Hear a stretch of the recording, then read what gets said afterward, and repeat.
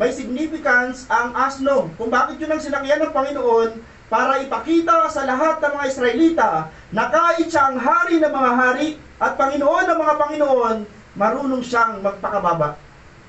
Ano ba dapat ang sakayan ng isang hari papunta sa isang lungsod? Dapat ho ay yung pinakamagandang kabayo.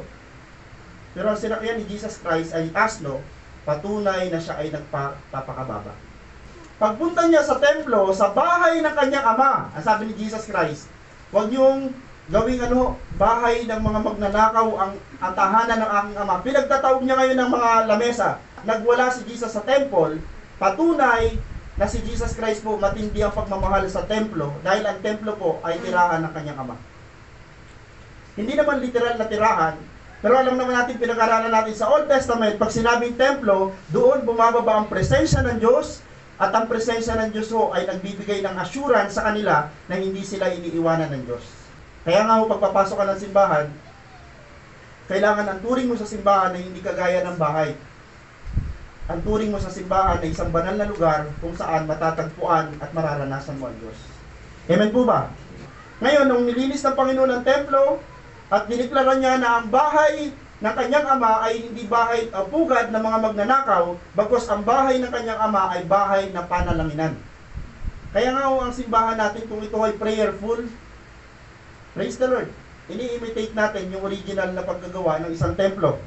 Pag nakakita ka ng mga tao ho, na ang tingin sa sarili ay mga matuwid sila yung mga taong pinakamahirap kausap. Bakit po?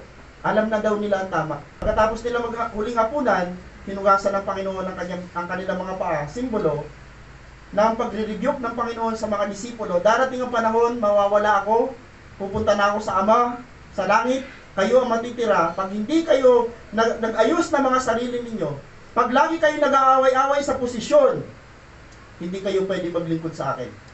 So yung paghugas ng Panginoon sa mga paa ng mga disipulo ay pagpapaalala na ang tunay na lingkod ng Panginoon ay naglilingkod sa tao, hindi bossing. Amen po ba?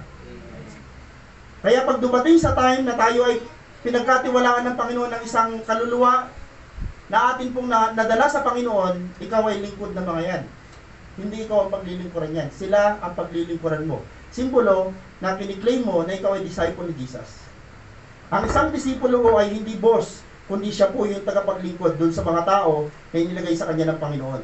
Okay? Pwede pagdebatihan yung araw ng pagkamatay ni Jesus, pero yung muli niyang pagkabuhay ay napakaklaro. Amen. Kailan nabuhay si Jesus? Madaling araw ng Sunday. Klaro. Yun ho ang tunay. Namatay si Jesus at ang pinakamahalaga, muli siya nabuhay. Kung hindi nabuhay si Jesus Christ, wala tayong pag-asa at walang kwenta yung binabasa natin Biblia. Tinanggap mo na ba si Jesus Christ bilang Panginoon at sarili mo tagapagligtas? May sense yun kasi nabuhay siya muli. Mamamatay tayo lahat pero bubuhayin niya tayo at bibigyan ng buhay na walang hanggan. Amen po? Sa panahon natin ngayon, yung mundo, ibaw ang trato nila sa mahal na araw. Mahal na araw, ang tawag nila, pero ang dami nagsasabong. Mahal na araw, pero ang dami nagiinuman. Mahal na araw, pero ang dami mga nagsasabing, patay naman ang Diyos. Binubuli pa si Lord. Hindi nila alam kung paano i-appreciate ang mahal na araw. Ang mahal na araw kung bakit nagkaroon dahil sa mga makasalanan na tulad nila at natin. Amen po ba? Ngayon, paano mo siya i-appreciate? Tayo ho, na mga dating makasalanan, niresyo ng Panginoon sa hindi ng parusa. Di ba ho, pag mahal na araw, ang pinaka-the best sana, ay nandun ka sa bahay, o nandun ka sa isang lugar na lagi mong iniisip, Lord, kung hindi mo siguro ginawa yun, paano na ako? Kasi walang kaligtasan kung hindi ginawa ni Jesus Christ ang pagpapako sa krus. Amen? Sabi dito, namatay si Jesus Christ, namatay, tapos kinuha niya ho ang parusa na dapat tayo ho ang dumanas. Jesus is truly the Lamb of God who takes away the sins of the world. Yun ang patunay na si Jesucristo ang kordero ng Diyos na nag-aalis ng kasalanan ng sangkatauhan.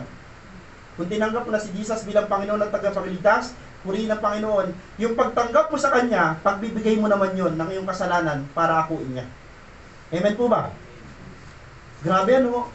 Binigay mo sa Kanya yung buhay mo, kinuha ng Panginoon lahat ng mga bagay na masasama, marurumi, nilagay niya sa Kanya at nilagay sa iyo yung pinakamagagandang bagay. Hindi lang kaligtasan ang ino-offer ng Panginoon sa atin. Ini-offer din sa atin ng Panginoon yung buhay na walang hanggan at kayamanan sa langit. Alam niyo ba ang mana natin? Hindi maliliit na bahay. Ang mana natin ho, the moment tinanggap po si Jesus ay kaharian sa langit na hindi lang siya ang nagmana kundi kasama tayo. Ang tawag sa atin, mga inampon ng Diyos. Ang kasalanan na eternal, ang pwede lang maibayad, eternal. Wala tayo nun. Kahit si Bill Gates, wala siyang kakayanan. Nabili ng kanyang kaligtasan kasi ang kaligtasan ay eternal. Tanging dugo lang ni Jesus na eternal ang pwedeng ibayad at binayad na yun para sa atin. Ngayong mahal na araw, pakiusap, pwede magsaya, wala akong nagbabawal doon, pero sana mo may mga time na pag nilay-nilayan natin yung ginawa sa atin ng Panginoon. Kaya nga mahal na araw, kung ginawa ng Panginoong Hesus na namatay sa krus para maligtas tayo, matubos tayo sa kasalanan, gumaling tayo, vice versa, maano bang magsakripisyo tayo ng isang maliit na bagay para i-share si Jesus sa mga taong hindi pa nasisiran? Ang kabayaran ng kasalanan ay kamatayan. Kinuha ni Jesus ang kamatayan, binigay sa atin ang buhay. Upang makamit natin ang katubusan, may utang tayo at ang utang natin ho ay eternal. Si Jesus lang ang pwede magbayad.